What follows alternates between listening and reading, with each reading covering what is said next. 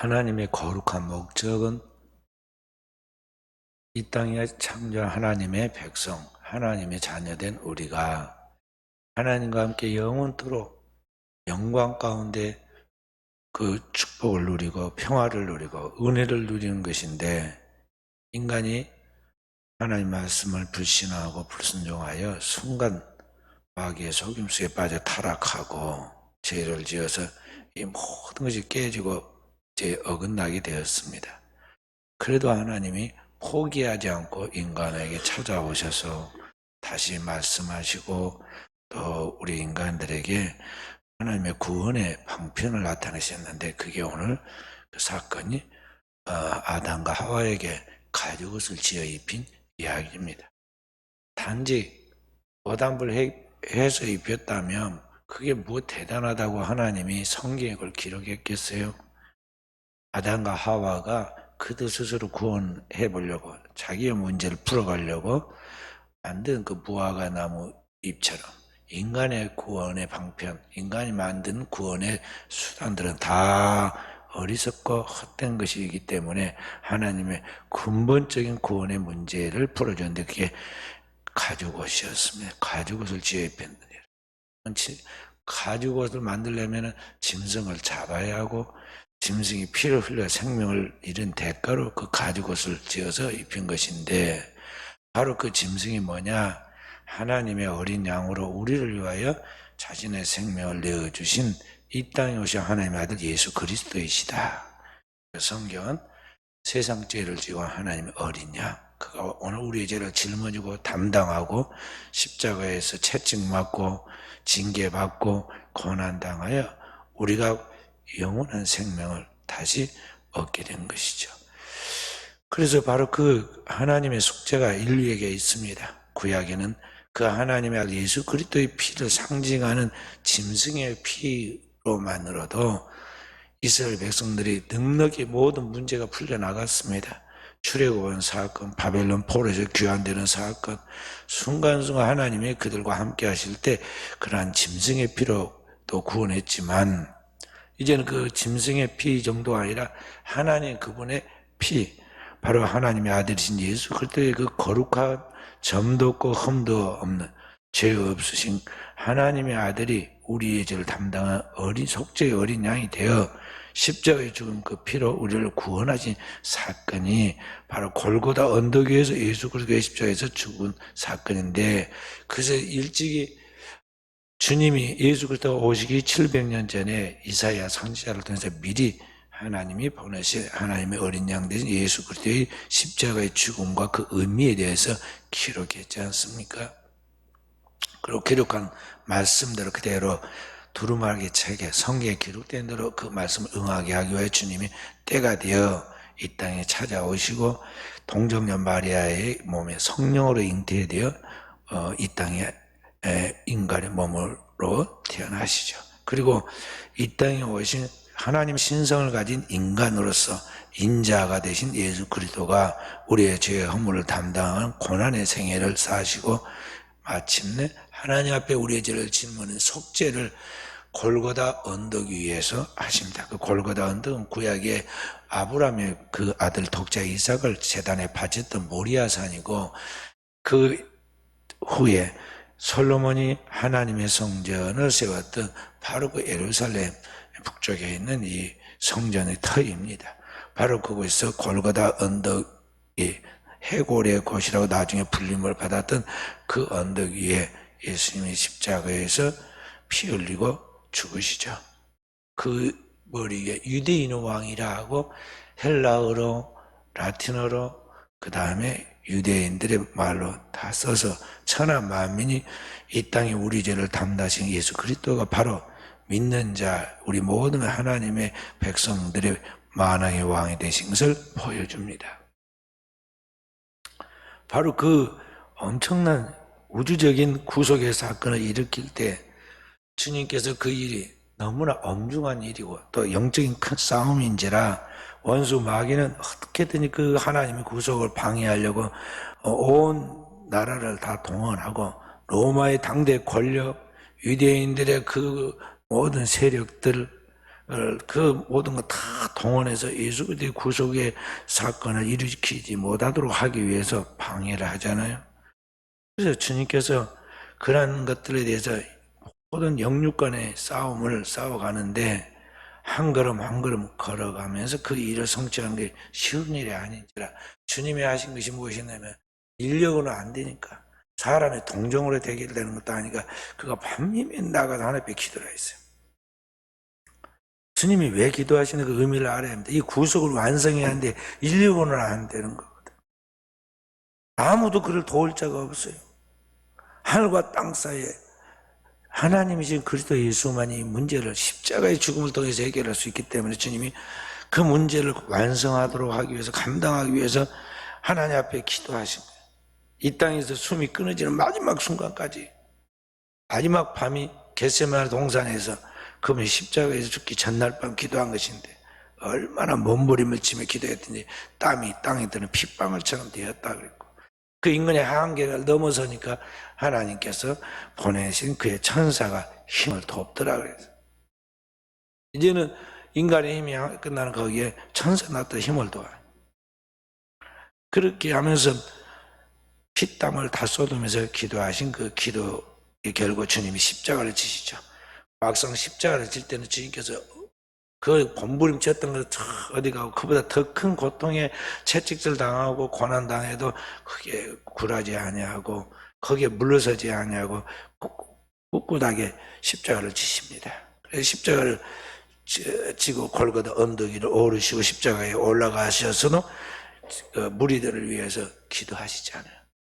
그 기도의 첫 번째 뭡니까? 아버지, 저들의 죄를 사해 주십시오.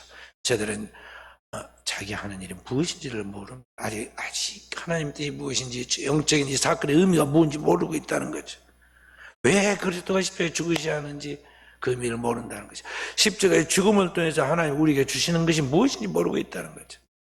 2000년 동안 하나님을 믿었다는 유대인들이 아직 그 근본적인 믿음의 의미를 모르고 있어요. 그렇다면 이제 교회 다닌 지 얼마 안 된, 100년도 못 된 우리는 그 신앙의 수준이 어느 단계겠어요?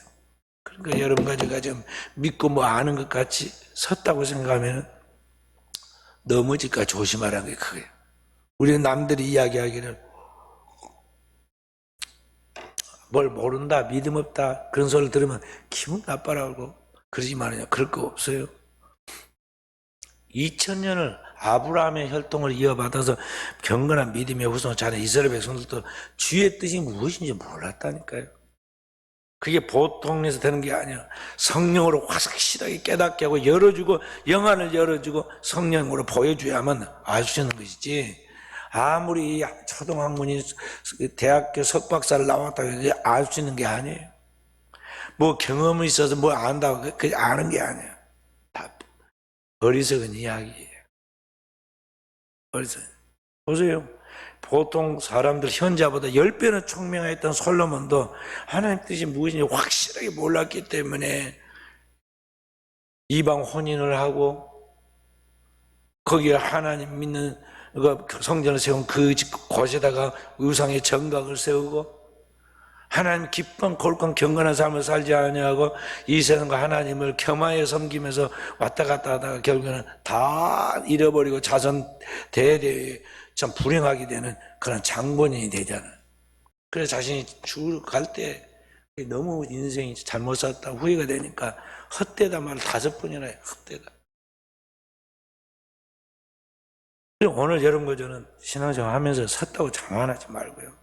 주님 앞에 딱 가는 그날까지 안심하지 말고 내 믿음의 선한 경주를 경주해서 정말 하나님의 보시기 오케이 잘했다 착하고 충성된 종이라고 인정해 줄 때까지, 하나님 나라에서 상 받을 때까지는요, 사람들의 말에 우쭐거리지도 말고 사람들이 위협하는 말에 위축되어 가지고 뒤로 물러서지도 말고 하나님의 믿음의 길을 꿋꿋하게 가야 돼요.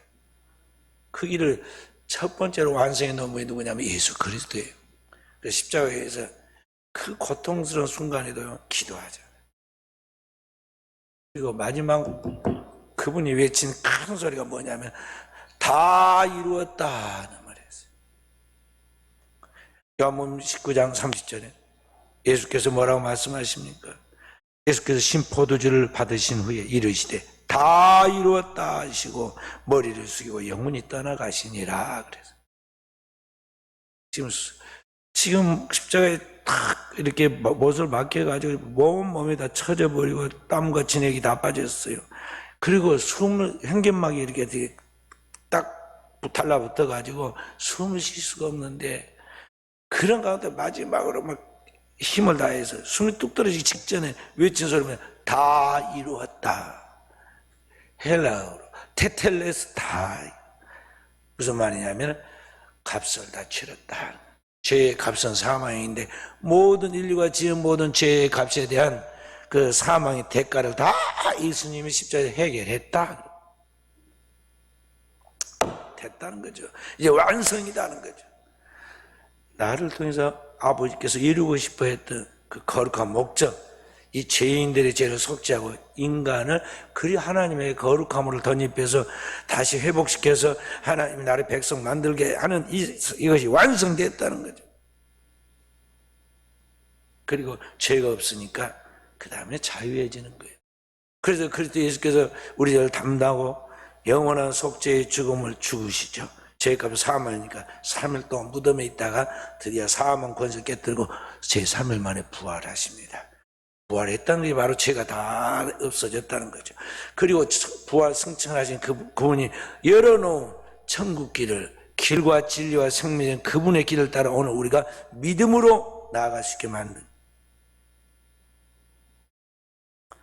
그리고 그 주님께서 이러한 구원을 완성하고 부활한 주님이 제자들에게 찾아오셔서 이제 하신 말씀이 뭐냐면 내가 살아간 생애를 너희도 똑같이 따라오너라. 그리고 그 길에 성공자가 되어야 한다. 그리고 삶을 세상 사람들처럼 먹고 생존해 가는데 우선순위를 두지 말고 그리스도처럼 하나님의 나라와 의를 구하고 그의 영광을 위해 사는 사람이 되어야 한다. 그게 뭐냐? 구체적으로 만민에게 복음을 전거해서 그 사람들은 내가 예수의 제자 된 것 같이 그들을 진정한 예수 제자 만들어라 하는 것이죠. 그것이 마태복음 28장 18절부터 20절 말씀이죠. 한번 읽어봅니다. 마태복음 18장 18절에서 20절. 예수께서 나와 말씀하여 이르시되 하늘과 땅의 모든 권세를 내게 주셨으니 그러므로 너희는 가서 모든 민족을 제자로 삼아 아버지와 아들과 성령의 이름으로 세례를 베풀고 내가 너희에게 분반 모든 걸 가르쳐 지키게 하라. 볼지어다 내가 세상 끝날까지 너희와 항상 함께 있으려 하시니라. 부활한 주님께서 제자들이 나왔습니다. 하늘과 땅의 모든 권세를 가진 주님이 나와서 그들에게 말씀해 너희는 가서 여러분과 저희가 말한 것이 모든 민족을 제자로 삼아 이 땅에 복음을 전하여서 만민에게 복음을 전해서 그들을 얼렁뚱땅 대충 교회 다니는 그런 신도 만들지 마라 그랬어요. 제자를 삼아. 제자. 스승에 의해서 분해된 사람. 마데튜 샤테라는 말은 주님을 똑같이 빼다 박은 것과 같이 그 주님의 그 분신을 만들라는 거죠. 스승에 의해서 분해된 사람을 갖다 제자라고 그래요. 그리고 꼭 예수의 원판인 예수 그리스도와 똑같이 닮은 사람이 되게 하라는 거죠. 안디옥 교회 교인들이 얼마나 제대로 제자 훈련을 받아서 사도 바울과 바나바를 통해서 제자 훈련을 받았든지 그때 안디옥 교회가 세계 복음화의 모교회가 됩니다. 예루살렘 교회가 모교회인데요. 이방 성교회에 있어서 모교회가 누구냐? 안디옥 교회가 돼요. 어떻게 그렇게 되느냐? 이게 사도 바울과 바나바가 이들을 완전한 제자를 만들었어요. 그러니까 그들을 통해 하나님 일을 하신 거예요. 그래서 세상 사람들이 그때부터 비로소 뭐라 그러냐? 그리스도인이라 사람들이 칭하더라 그랬어요. 그리스도인, 크리스찬이란 말은 그리스도에 의해서 분해된 제자라는 뜻이에요. 그리스도에 의해서 완전히 새로 지음 받은 사람, 그리스도의 분신, 그리스도가 그 안에 있는 사람, 오늘 우리로 말하면 작은 예수가 되었다. 그러니까 그 말에 영향력이 컸어요. 그래서 이 안디옥 교회가 수천 명에서 수만 명이 되었어요. 지금으로부터 2000년 전의 이야기니까 그때 이 땅의 지구상 인구는요 1억에서 2억 사이 그 이상을 뛰어넘지를 못해요. 이 작은 숫자인데 거기에서 수만 명이 됐다니까요. 그럼 거기에서부터 그 이제 이방 선교의 문이 열리기 시작해서 세계 제1차 전도 여행, 세계 2차 전도, 세계자 3차 전도, 나중에 로마 복음화까지 이루어진 거 아니에요. 오늘날 같이 인류의 인구가 80억 가까이 되었음에도 이 복음화가 안 되어가지고 동네에도 아직 안 믿는 사람이 있고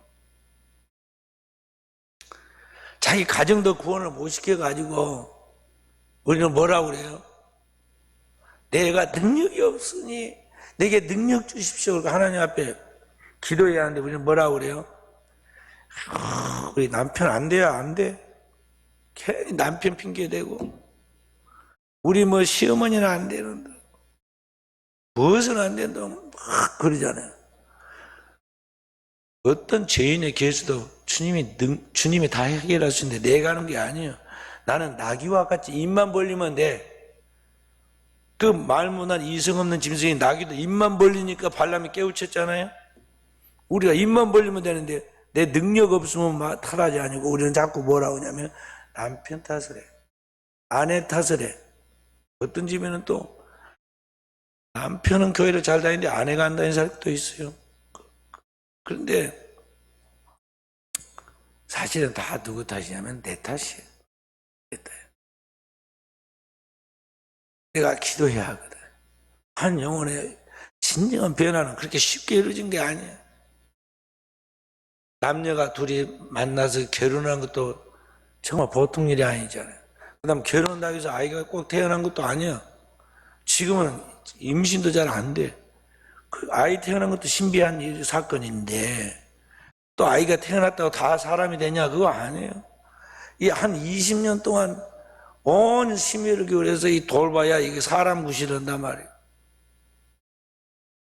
그러듯이 한 영혼이 복음으로 거듭나서 영적 성장을 통해서 주님을 닮은 분신이 되고 주님의 삶의 목적을 따라서 그들도 그리스도의 제자의 삶을 살아가는 것은요, 오늘 우리 누군가 믿음의 어머니, 믿음의 아버지가 되어가지고 또는 스승이 되어가지고 그를 지나는 그런 과정을 거치면서 돌봐줘야 되는 것이지 저절로 되는 거 아니단 말이죠.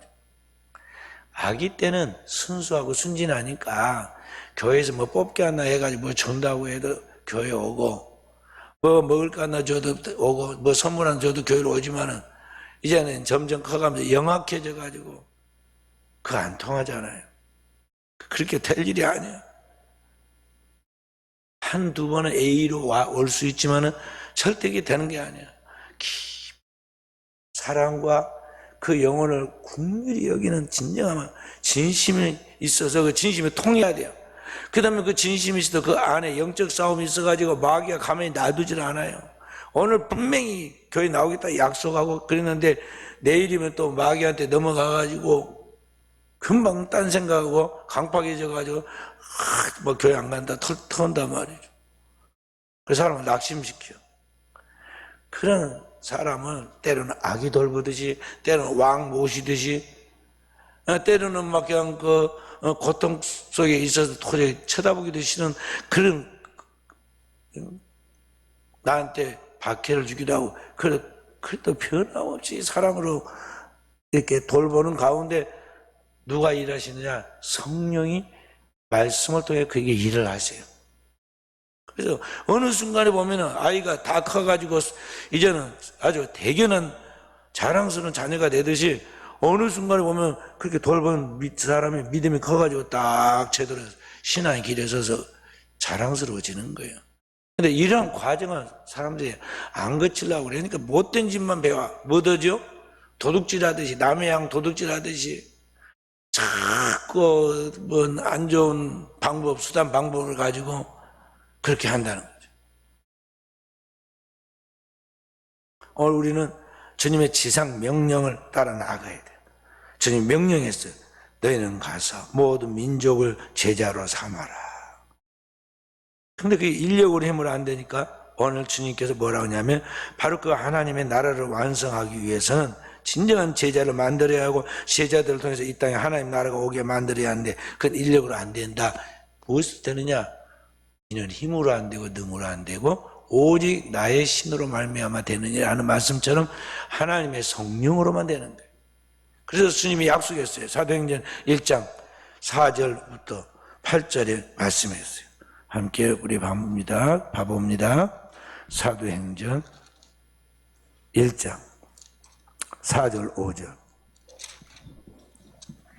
함께 사도와 함께 모이사 그들에게 분보하여 이르시되 예루살렘을 떠나지 말고 내게서 들은 바 아버지께서 약속하신 것을 기다리라. 요한은 물로 세를 베풀었으나 너희는 몇 날이 못되어 성령으로 세를 받으라 하셨느니라. 8절 오직 성령이 너희에게 임하시면 너희가 권능을 받고 예루살렘과 온 유대와 사마리아 땅끝까지 이르는데 증인이 되리라 하시니라. 그러니까 이 생명의 구원의 역사 하나님 나라 이 땅에 이루어가는 것은 성령으로만 되는 거예요. 그래서 아버지께서 약속한 성령을 기다리라고 제자들에게 말했고 제자들이 취하로 여기 보면 14절에 보면 예수의 어머니 마리아와 예수의 아우들과 더불어 마음을 같이하여 오로지 기도에 힘쓰니라. 성령의 충만함, 성령의 능력과 권능을 받기 위해서 제자들이 기도했다는 거예요. 그래서 오늘 마가의 다락방에 초대교회 제자들이 하나님 앞에서 성령에 충만하고 부르짖었어요. 집중해서 기도했더니 주님이 승천한 이후 열흘 만에 성령이 그들 가운데 임했는데 이게 오순절 마가의 다락방에 임한 성령의 강림이에요. 그래서 오늘 현재 교회가 무엇으로 무장해야 하느냐? 이 복음으로 첫째는 무장해야 하고 정통 복음에 바로 믿음을 섰다면 그 다음에 그 하나님의 성령이 나를 통해서 역사하시고 우리 교회를 통해 역사하시고 오늘 이 땅에 있는 영혼들을 살리는 그 일을 일하시도록 우리가 기도해야 하는 거예요.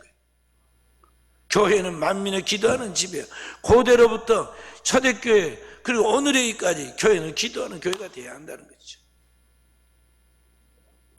미국 어느 지역에 최근에 성령의 역사가 막 일어나서 2,000명 정도밖에 안 되는 도시 인구인데요. 수만 명이 거기에 방문했어요. 에즈벨인가 어디인가 그 조그만 시인데. 거기 어느 교회 대학 촛불에서부터 이게 이제 성령의 역사가 일어났는데 조용한 성령 역사였는데 알고 보니 그 교회 그냥 성령 운동이 일어난 게 아니에요. 오랫동안 그게 교인들이 기도를 해왔어요. 연구를 해보니까 학자들이 가서 어찌 이 시골 교회에서 이렇게 성령의 역사 일어나는 거 연구를 해보니까 그 교회에 오랫동안 성도들이 기도한 그 기도가 축적되고 드디어 성령의 역사가 조용하면서도 확실히 임재하는 그 하나님의 성령 역사가 나타났다는 그런 것입니다. 오늘날 하나님의 나라는 말에 있지 않고 능력에 있어요. 성령에 의해서 역사가 일어나는데 이 성령의 역사는 성도의 기도를 통해서 하나님이 일하신다는 걸 알아야 한다는 거죠. 그래서 우리 순천 은혜교회 성도들은요 정통 믿음에 서 있어야 돼요. 그냥 성경의 내용만 알고 있어서 그것을 율법적으로 지키고 나가는 것은 바리새인이 되는 거예요. 그냥 입술로만 지식으로만 하나님을 믿는 것 같이 그 나가지만 능력은 없는 거죠. 그러나 그 하나님의 말씀을 그대로 믿고 믿음을 행함으로 나갈 뿐만 그런 모습도 믿음이 세상에 선한 파장력을 나타내려면 능력이 나타나야 하는데 그 능력은 어디서 오느냐면 성도의 기도를 통해서 온다는 거죠.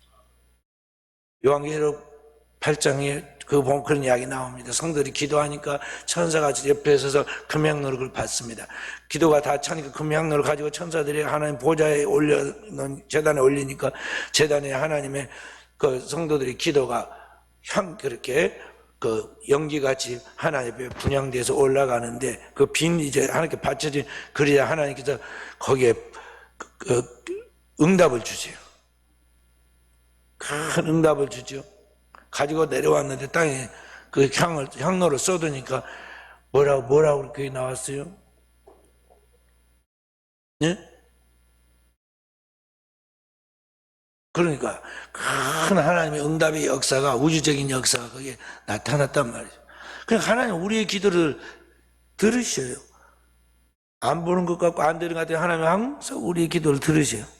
그리고 그 기도를 하나님께 딱 분량이 차면은 그것을 응답하시는데 그 그릇에다가 기도한 만큼 준비한 거 구하고 생각하는 것보다 넘치는 항상 주님 꾹꾹 눌러가지고 넘치는 축복을 부어주신단 말이에요.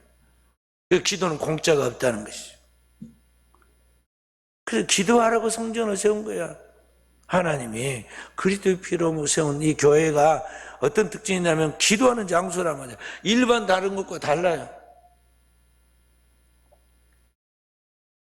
그래서 구별을 하는 겁니다. 교회를 구별하는 것은 성도들이 하나님 앞에 예배하고 기도하는 이 거룩한 처소로 구별하는 거예요. 여기 와서 재단에서 기도하는 이곳에서 기도하며 성도들 기도가 살아 움직이는 거예요. 저도 늘 기도할 중요한 때가 오면은요, 교회 와서 기도하고 본당에서 기도하고 제가 주일을 앞두고는요 강단에 올라와서 혼자 기도를 합니다. 방에서 누워가지고 갔다 발가락 움직여가면서 그게 기도하면 기도가 되긴 되죠. 근데 그게 제대로 된 기도냐 이 말이죠. 기도하다가 언제 딴 생각하고 기도하다가 잠들었고 다 기도의 장소가 있어. 솔로몬이 성전을 건축해 놓고 그때 백성들 앞에 두 손을 두고 하나님 앞에 기도하지 않아요. 하나님께서 이 백성들이 하나님 앞에 나와서 기도하며 하나님께서 그 기도를 들어주시고 응답하여 주시라고 그렇게 기도하는 이야기 나오죠. 그래서 오늘 우리가 초대교회와 똑같은 일들이 재현돼야 돼요. 예수님의 12제자들 얼마나 약한 분들이잖아요. 갈릴리 바닷가에서 고기 잡는 사람들이 배운 것도 사회적으로는 배운 것도 없는 사람들이고 경제력도 없는 사람들입니다. 그래서 그 시대 사람들이 외적인 것을 보고 그 부모가 누구고 형제가 누구고 그들이 배운 것이 없어 불황무지한 사람들이고 그들이 갈릴리죠 촌 사람들 아니냐 늘 그렇게 비판했어요. 근데 그들이 마가의 다락방에서 깊이 기도 성령을 받고 나니까 얼마나 능력 있게 말씀을 전하잖아요. 그 사람들이 깜짝 놀라죠. 어디에서 이런 능력이 나와서 오늘날 이런 일을 하는가 하고 막 충격을 받아가지고 감당을 못하니까 그들로 하여금 더 이상 하지 못하도록 제재를 하죠. 왜냐하면 실제로 그 당시에 제사장의 직분과 서기관과 레위인들로 그 당시에 그런 사람들은 딱 정해져 있는데 그들의 역할이 없어지게 되잖아요. 그래서 막 제재를 합니다. 그러나 사도들은 하나님께서 주신 것을 우리가 말하지 않을 수가 없다. 복음을 담대게 전하잖아요. 그래서 당대 예루살렘 교회가 수만 명으로 또 부흥하죠. 부흥하니까 이제 안주합니다. 수만 명이 되었어요. 아무도 무시할 수 없는 교회가 됩니다. 주님이 땅끝까지 복음을 전하라고 지상 명령을 내렸는데 제자들이 거기에서 자기들께 은혜 받고 좋다고 거기 머무르니까 하나님께서 예루살렘 교회에 스데반 집사의 순교를 통해서 교회를 흩어버립니다. 그리고 흩어진 교인들이 가서 교회를 개척해서 세웠는데 그 중에 하나가 이방 안디옥이죠. 안디옥교회. 하나님은 우리의 안일함과 또는 실수에도 불구하고 우리의 약점에도 불구하고 하나님은 하나님의 일을 중단 없이 하신다는 걸 우리가 알 수가 있어요. 그래서 오늘 우리는 이 모든 걸 합력하여 하나님의 선을 완성해가는 그 하나님 앞에서 우리가 주님의 동역자가 돼서 주님의 일에 같이 동행해가야 돼요. 그래서 그리스도인은 모든 일의 우선순위가 먼저 하나님 나라와 일 구하는 것이고 영원 어느 곳에 보냄을 받았더니 거기서 영혼을 구원하는 데 최우선순위를 불화하는 게 그게 궁극적으로 자기가 잘 되는 길이고 자손 많은데 축복받는 길이에요. 근데 우리는 어떻게 생각해요? 돈 좀 벌어놓고 내 일 좀 해놓고 뭐 해놓고 그 다음에 하나님이 하겠다고 그러는데 말이죠. 아니에요. 다 그때 되면 늙어가지고 쓸 데가 없어. 엊그저께 우리 신방 저랑 같이 하다가 다 끝나고 밥 먹고 올 때 내 전화 받은 거 봤죠? 그 목사님이 2시간 반을 나한테 전화를 했어. 내가 인내심도 좋게 2시간 반을 들어줬어. 얼마나 마음의 열정과 막 열심을 갖고 하고 싶은 게 많았겠어요. 나는 현직에서 뛰고 있고 내가 그분이 관심 있는 분야에 내가 가고 있으니까 뭔가 일을 하고 싶어가지고 지금 저한테 이야기를 하는 건데 내가 딱 끊어봐요. 그분이 그날 저녁에 잠을 자겠어요? 아무도 안 들어주니까 나한테 말한 거라고요. 그래서 내가 한 손으로 운전하고 한 손은 전화 저기 듣고 어디 내리냐고 눈짓 해가지고 내려주고 듣고 집에까지 와갖고도 그 듣고 앉아서 딱 보니까 2시간 반 28분인가 들었더라고요. 근데 문제는 봐봐요. 그분이 왜 그러겠어요? 현직에 있지 않으니까 나이가 70에 대해서 이제 목사직을 내려놨고 어디 가서든지 이제 들어가서 일을 할 수가 없어요. 그러니까 일을 하긴 해야겠는데 자기 마음은 청춘이고 막 에너지는 넘치는데 아무도 그걸 들어주거나 같이 해주지 않으니까 막 열정과 함께 또 분노가 찬 게 그게 안 받아지니까 그래서 저한테 호소를 막 하는 거예요. 제가 보통 한 2시간씩 들을 때가 있다니까요. 바빠 죽겠는데 내가 할 일이 있는데 그분을 생각해서 나한테까지 전화했는데 그래서 내가 나중에 밤을 새워서 내가 혼자 일하더라도 인내심 좋게 들어줍니다. 그리고 또 실제로 뭐 도울 수 있는 거 해야 할 일들은 제가 감당을 묵묵하게 하죠. 인생의 한때야. 그래서 주님께서 인생의 가장 좋은 때, 일하기 가장 좋은 때 사람들이 그걸 받아줄 수 있고 내가 할 수 있는 그런 열정과 에너지와 지혜가 있을 때 하나님 일을 하라는 거예요. 가장 아름다운 꽃봉오리 때 우리가 꽃을 사진도 찍고 꽃꽂이도 하고 그러잖아요. 그런데 내 인생의 꽃이 어느 때냐면 청년의 때야. 그 청년의 때 바로 그때를 먼저 하나님 나라와 일을 구하고 거기에다가 전심하라는 거죠. 그게 헛되지 않아요. 왜냐 하나님 앞에 심었기 때문에 하나님이 다 보십니다. 그래서 이제 우리에게 상상도 못하는 큰 축복들 예비해 놓고요. 내가 직접 일해서 된 것이 아니라 하나님의 바람이 불어오게 하듯이 다 축복을 몰아다가 딱 줘요. 그것이 어느 단계냐면 자손 1000대까지 가도록 역사하신단 말이에요. 그 거대한 하나님의 비전, 하나님의 환상을 바라보면서 우리가 믿음으로 나가야죠. 세상 사람들도 계산해가지고 하나 더하기 하나 뭐하고 이거 이렇게 살면 안 돼요. 신앙생활 땅에 있는 것은 따라온다. 우리는 먼저 하나님 나라와 의를 구한다. 이거 삶의 프라이어리티를 딱 정하고 우선순위를 따라 살아가야 돼. 그래야 후회가 없어요. 후회가 없다. 영혼이 잘 되는 일에 우선순위를 두라. 하나님 말씀으로 무장하는 일에 우선순위를 두라. 기도하는 일에 우선순위를 두라. 주님을 섬기고 주의 일을 하는 데 우선순위를 두라. 영혼을 살리고 영혼을 돌보는 일에 우선순위를 두라는 거예요. 나머지는 그냥 세상에서 사는 일반 놀이와 똑같은 놀이예요. 세상살이야. 그냥 직장 생활이고 그냥 살아. 세상 사람들은 죽게 살기 그러지만 해요. 벌레도 다 살고 들풀도 다 사는 듯이 살아. 하나님 안 믿는 사람도 잘도 살아. 하나님 믿는 사람은 그보다 덜 하겠네요. 주님 그랬잖아요. 너희일까 보냐 그 말. 그보다 덜 하겠네요 그 말이죠. 하나님 살게 해주셔.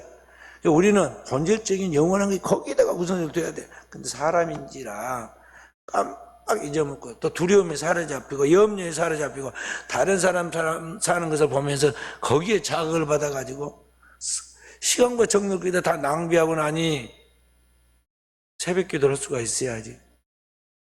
잠이 들면 이제 늦게 자고 녹초가 됐는데 어떻게 일어나겠어.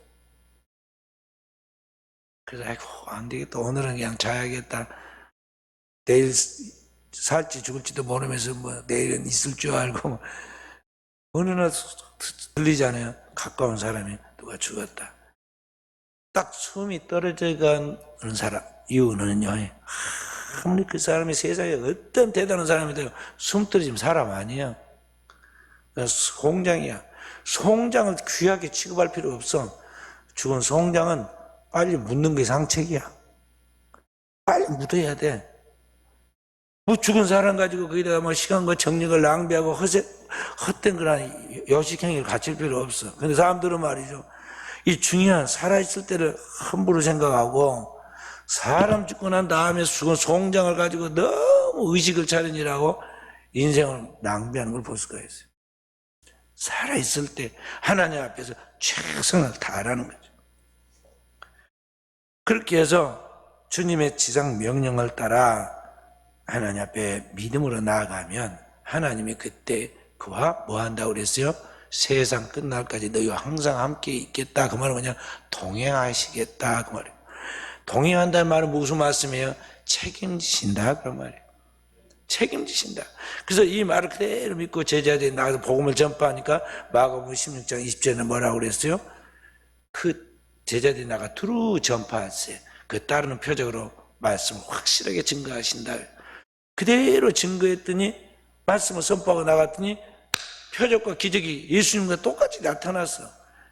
그래서 하나님의 말씀이 정확하게 입증이 되었음을 따르는 표적으로 복음이 확실하게 증거되었다는 거예요. 그래서 우리는 정통 믿음의 길로 걸어가야 합니다. 저나 우리 사랑하는 성도들이 이 흐름에서 흩어지지 않도록 해야 돼요. 그래서 하나님 앞에는 거짓 없는 진정한 신앙이 쌓여야 돼요. 진정한 신앙, 하나님 앞에서 신용을 쌓는 것이 하나님 앞에 신앙이야. 거짓 없는 믿음. 사람 앞에서는 그의 신실함을 증명해내는 게 뭐냐면 신용 쌓는 거야. 저 사람은 틀림없이 교회에 오더라. 저 사람은 한 번 일하면 꼭 끝까지 다 책임적으로 일하더라. 그런 신용이 있잖아요. 은행에도 가면은요, 그의 크레디트가 나와요. 이 사람은 한 번도 빚지지 않고 신용불량자 되지 않고 한 번도 연체되지 않고 다 돈을 갖다가 정확히 넣었더라. 그래서 딱 나와. 그게 몇 점짜리인가. 그래가지고 신용대출이 이 사람은 2천만 원도 안 되는데 신용대출, 이 사람은 7천만 원, 8천만 원 돼. 몇 점짜리예요? 은행에 가면 나온다. 진짜 그게 나와. 신용, 그 은행에서는 돈이 신용이야. 돈이 신용. 그런데 인간관계에서는 돈보다 더한 신용이 있잖아요. 저 사람은 어떤 사람이다. 저는 거짓말할 사람이 아니다. 그러니까요, 생각판 모르는 사람도 자기가 갖고는 100번 말도 말 안 들었을 건데요, 누가 보냅니다. 전화를 해주거나 이야기를 하죠. 그러면 나 그분을 모르는 사람이지만 보통 그런 함부로 말할 분이 아닌데 그분이 추천했으니까 해주겠다. 그럼 딱 들어줘요. 돈으로도 안 되니 된다고. 돈은 안 돼요. 제가 교정사에 가잖아요. 교정사에 가는데 제가 높은 사람들, 국회의원들, 뭐 장청원들 가서 막 압력을 넣어도 안 돼요. 거기 교도소 안에 딱 들어가면 대통령도 못 빠져나와 거기에서.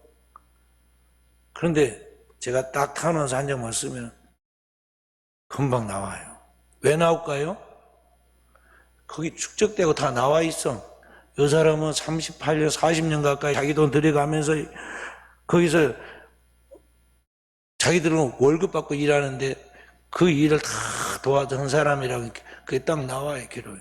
그러니까 그분의 말을 안 들은 것은 이것은 도덕적으로나 또 이게 우리 법적인 그 계통에서 이거 안 될 일이다. 꽉 들어줘야 한다. 또 만약에 안 들어줬다 저분이 말하면 내 신상에 해가 끼쳐진다. 그런 또 압박감도 있어. 그래서 들어주는 거야. 모든 세계가 그렇게 돼요. 그러니까 오늘 우리가 하나님 앞에서 신앙생활에 나아갈 때 하나님 앞에서는 진정한 믿음이 인정되는 신앙이 거짓없는 신앙이 있어야 하고 인간관계에서 신앙으로 말미암아 우리가 사회 속에서 그가 진정한 주의 종 하나님의 제자라는 그런 신용이 있어야 한다는 것이죠. 그래서 우리가 그런 확신을 가지고 체험을 가지고 담대하게 하나님의 복음을 전하고 나아간 사람 될 때에 이 시대에 오늘 하나님께서 이 땅에 맡긴 영혼들이 하나씩 변화되고 주께 돌아오고 열매를 맺는 역사이게 되는 것입니다. 주님은 우리에게 이러한 역사를 이루어 주시겠다고 약속하시는데 그 하나님의 약속, 그 보증이 뭐냐면 성령이시다. 너는 할 수 없다. 그러나 내가 너로 하여금 하게 만들어 주며 우리에게 함께 하시는 성령, 그게 보혜사예요. 파라클레토스, 곁에서 우리를 돕는 자의 성령, 우리를 책임져 주신다. 우리를 보증하시는 그 주님 성령께서 반드시 책임지시는 걸 알고 우리는 담대하게 그 믿음을 나아가는 종들이 되어야겠습니다. 그리고 그러한 믿음이 자기 안에 생겨야 돼요. 그런데 그런 믿음이 내가 안 생겨. 그 믿음이 내 안에 생기도록 내가 하는 게 뭐냐면 기도하는 거예요. 그게 주님께 보조를 맞춘 거예요. 기도해야 돼요. 살기 위해서, 믿기 위해서, 믿음으로 행하기 위해서 기도하라는 거죠. 성도의 거짓 없는 믿음과 그 기도는 반드시 하나님의 기적을, 파워를 가져온다는 걸 알고, 오늘 또 기도할 때 오늘 우리 하나님께서 우리에게 일하신다는 걸 알고, 오늘 또 우리 순천 은혜교회 귀한 사랑 종들이 우리 하나님 앞에 능력 있는 그리스도 있는 삶을 살아가는 깨어있는 종들이 다 되어지기를 주님의 이름으로 축원드립니다.